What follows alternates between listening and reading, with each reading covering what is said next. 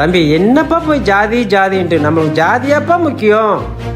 என்னப்பா ஆச்சு? சத்யா தண்ணி கொண்டு வாமா தம்பிக்கு. இதோ வரேன்ப்பா. தம்பி நான் சொன்னதெல்லாம் ஞாபகம் இருக்குதுப்பா. சரிங்க தலைவரே.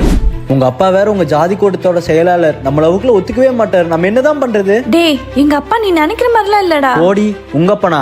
எங்க ஏரியாக்கார அண்ணா ஒரு அண்ணா உங்க வீட்டுக்கு வந்திருந்தாரு. அப்ப உங்க அப்பா என்ன சொன்னாரு தெரியுமா? ஏய் வாளோட அப்பா என்ன சொன்னாரு தெரியுமா? என்னப்பா ஆச்சு? சத்யா தண்ணி கொண்டு வாமா தம்பிக்கு. இதோ வரேன்ப்பா.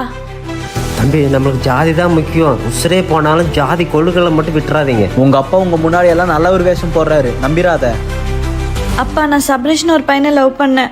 அவனை தான் இப்ப கல்யாணம் பண்ணிருக்கேன். சி ஓடுகாலி கழுத, நீ கீழ் ஜாதி பையனோட ஓடி போயிருக்க. உன்னை கண்டுபிடிச்சு கண்டந்தனமா வெட்டி போடாதே மனசடங்கும்.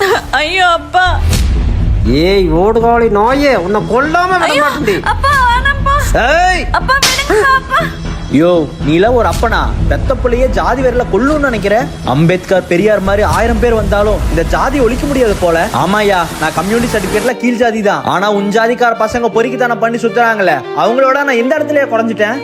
நான் படிச்சு 2 லட்ச ரூபா சம்பளம் வாங்குறேன். உன் பொண்ணை நல்லா பாத்துக்கிறேன். பெத்தப்பனா இதெல்லாம் உனக்கு பாத்துக்க தோணாதுல்ல? உன் உடம்புல ஓடுற அதே ரத்தம் தான் என் உடம்புலயே ஓடுது. இன்னி எங்களை தொந்தரவு பண்ண அவன் அப்பன்னு கூட பார்க்க மாட்டேன், பொழந்து தள்ளிடுவேன். நீ வாமா.